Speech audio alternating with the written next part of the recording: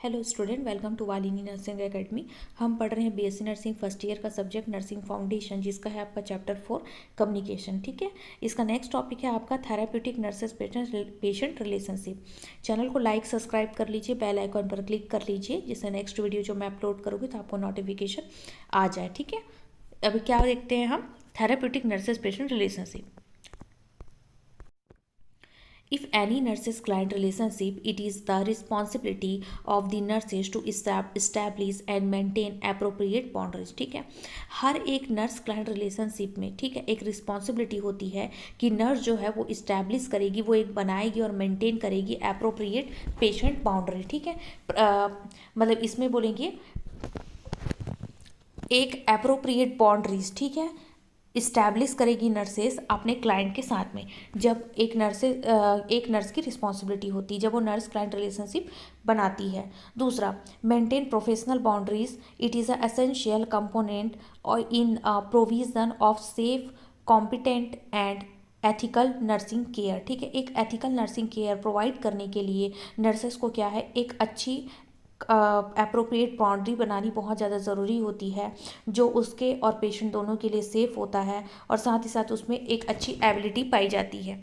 फिर आता है आपका डेफिनेशन। डेफिनेशन क्या बोला है, nurses client relationship, it is a helping relationship that is a therapeutic in nature, is establish to meet the need of the client and it is based upon on trust and respect. क्या बोला है, nurses client relationship जो होता है वो help करता है, उस रिलेशनशिप को क्या करता है, बिल्डअप करने के लिए, इस्टेब्लिश करने के लिए, बनाने के लिए, to meet the client need of the client, ताकि क्लाइंट की जो भी नीड है वो बहुत अच्छे से वो पूरी फुलफिल कर पाए, based the trust and respect. किसके बेस्ड पे, ट्रस्ट और रिस्पेक्ट के बेस पे। जब एक अच्छा बॉन्ड तैयार हो जाता है क्लाइंट और नर्स का, तो उसको जो भी ज़रूरत होता है, जो होती है क्लाइंट को, वो बहुत अच्छे से नर्स को बता सकता है और एक ट्रस्ट और रिस्पेक्ट के बेस पे वो अपनी सारी चीज़ें उसको शेयर कर सकता है। ठीक है, नर्सेस को।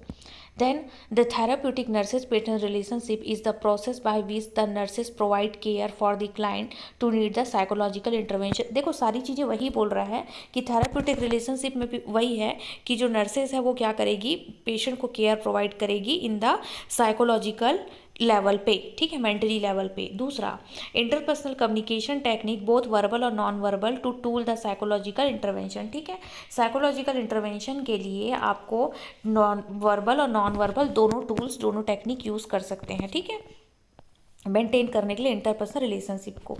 फिर आता है therapeutic relationship are goal oriented and goal directed and learning at growth promotion in the effort to bring about some type of change in the client life। ठीक है, थेराप्यूटिक रिलेशनशिप जो होता है वो क्या होता है, गोल ओरिएंटेड होता है। ठीक है, आपको पता होता है कि ये रिलेशनशिप आपको क्यों मेंटेन करना है। दूसरा, ये गोल डायरेक्टेड होता है एट द लर्निंग। ठीक है, गोल डायरेक्टेड भी होता है, ठीक है, आपको एक डायरेक्शन प्रोवाइड करेगा लर्निंग के थ्रू।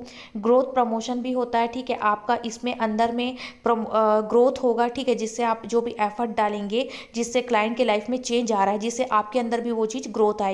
तो थेराप्यूटिक रिलेशनशिप बोलोगे तो ये सारे टाइप के चीज़ों को डेवलपमेंट करता है। ये गोल ओरिएंटेड भी होता है, गोल डायरेक्टेड भी होता है, ग्रोथ प्रमोशन भी करता है, नर्सेस का और क्लाइंट दोनों का।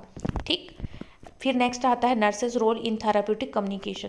थेराप्यूटिक कम्युनिकेशन में नर्सेस का क्या रोल है, तो helping the client to identify what is troubling the client. ठीक है, क्लाइंट को हेल्प करना, आइडेंटिफाई करने के लिए कि क्लाइंट को क्या चीज़ ट्रबल कर रहा है, क्या चीज़ परेशान कर रहा है।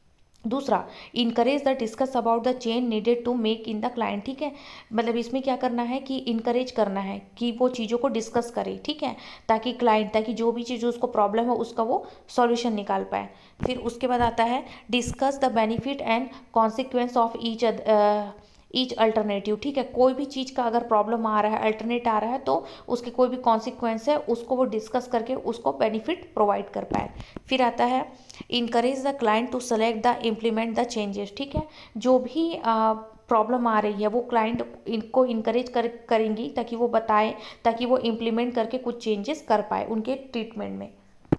ये आप खुद से भी लिख सकते हैं, नर्सेस पेशेंट रिलेशनशिप के बारे में ही है, जो इंटरपर्सनल रिलेशनशिप है, ज़्यादा कोई डिफरेंट नहीं है। कुछ पॉइंट्स आप अपने से याद कर लीजिएगा और आप इसे अपने से भी एग्जाम में लिख सकते हैं।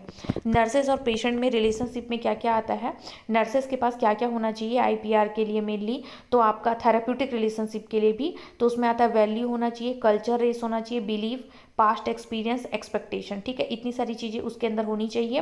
पेशेंट के अंदर वैल्यू, कल्चर वेव्स, फिर आता है आपका पास्ट एक्सपीरियंस और एक्सपेक्टेशन, ठीक है, ये दोनों के बीच में ये दोनों चीज़ें बराबर होनी चाहिए, जिससे क्या होगा, एक थेराप्यूटिक रिलेशनशिप मेंटेन हो जाएगा। ठीक है, कुछ डाउट होता है तो मुझे कमेंट बॉक्स में पूछ लीजिएगा, चैनल को लाइक एंड सब्सक्राइब कर लीजिएगा। ठीक है, थैंक यू।